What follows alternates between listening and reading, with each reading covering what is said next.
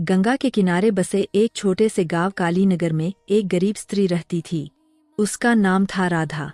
राधा की उम्र लगभग 25 वर्ष थी, लेकिन उसके चेहरे पर जीवन की पीड़ा ने समय से पहले ही झुर्रियां डाल दी थीं। उसके पति मोहन एक दिहाड़ी मजदूर थे, जो कभी काम मिलता तो घर में चूल्हा जलता और कभी भूखे पेट ही रात कट जाती। राधा माँ बनने वाली थी। उसकी गोद में 7 महीने का गर्भ पल रहा था, लेकिन यह गर्भ उसके लिए खुशियों से ज्यादा डर, चिंता और आंसुओं का कारण बन गया था। गांव के लोग गरीबों से बात करना भी पसंद नहीं करते थे। जब राधा पानी भरने कुएं पर जाती, तो कई औरतें उसे देखकर फुसफुसाने लगतीं, अरे, इसके पति के पास खाने को नहीं और बच्चा पैदा करने चली है। इसका बच्चा पैदा होते ही मर जाएगा, देख लेना।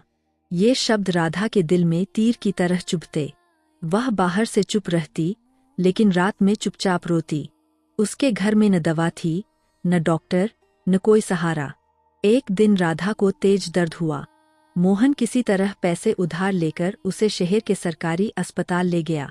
डॉक्टर ने जांच की और गंभीर आवाज में कहा, औरत बहुत कमजोर है, खून की कमी है, बच्चा भी सही हालत में नहीं है। मोहन घबरा गया। डॉक्टर साहब, क्या बच्चा बच जाएगा? डॉक्टर ने सिर हिलाया, अगर तुरंत इलाज, दवा और सही भोजन नहीं मिला तो माँ और बच्चा दोनों खतरे में है। मोहन के पैरों तले जमीन खिसक गई। उसके पास इलाज के लिए पैसे नहीं थे। घर लौटते समय राधा ने मोहन का हाथ पकड़ा, अगर बच्चे को कुछ हो गया तो मैं खुद को माफ नहीं कर पाऊंगी। मोहन की आंखों से आंसू बहने लगे। मैं बेबस हूँ राधा, मैं कुछ नहीं कर पा रहा। उस रात राधा ने खाना नहीं खाया। वह आंगन में बैठकर आसमान की ओर देखने लगी। उसी आंगन के कोने में माँ काली का एक पुराना टूटी हुई तस्वीर टंगी थी। माँ काली से पहली पुकार। राधा लड़खड़ाते कदमों से उस तस्वीर के सामने गई। उसने जमीन पर सिर रख दिया। माँ काली, मैं कुछ नहीं मांगती, बस मेरे बच्चे को बचा लो माँ। उसकी आंखों से आंसू बहते रहे। वह पूरी रात माँ काली का नाम जपती रही, जय माँ काली, जय माँ काली। उस रात राधा को एक सपना आया। उसने देखा, अंधकार में एक तेज प्रकाश फैला है। उस प्रकाश के बीच माँ काली प्रकट होती है, नीले शरीर, खुली जटाओं और करुणा से भरी आंखों के साथ। माँ ने कहा, डर मत बेटी, तेरा कष्ट मेरा है। राधा रो पड़ी, माँ, मेरा बच्चा। माँ काली ने अपना हाथ राधा के पेट पर रखा, यह गर्भ मेरी रक्षा में है। सपना टूट गया। सुबह जब राधा उठी तो उसे पहली बार महीनों बाद हल्कापन महसूस हुआ। कमजोरी कुछ कम थी। उसी दिन गांव में एक अजनबी साधु आया।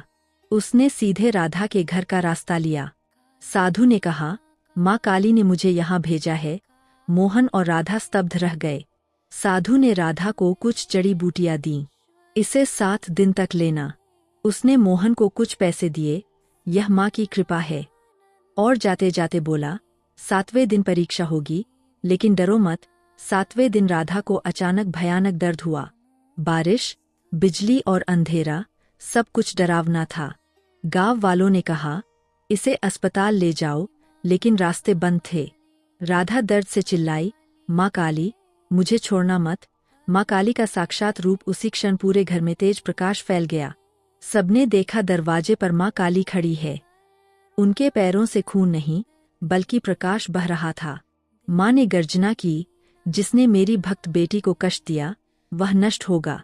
अचानक राधा शांत हो गई। कुछ ही समय बाद एक स्वस्थ, रोता हुआ बच्चा जन्मा। डॉक्टर बाद में बोले, यह मेडिकल साइंस के बाहर है। गांव वालों की आंखें झुक गईं।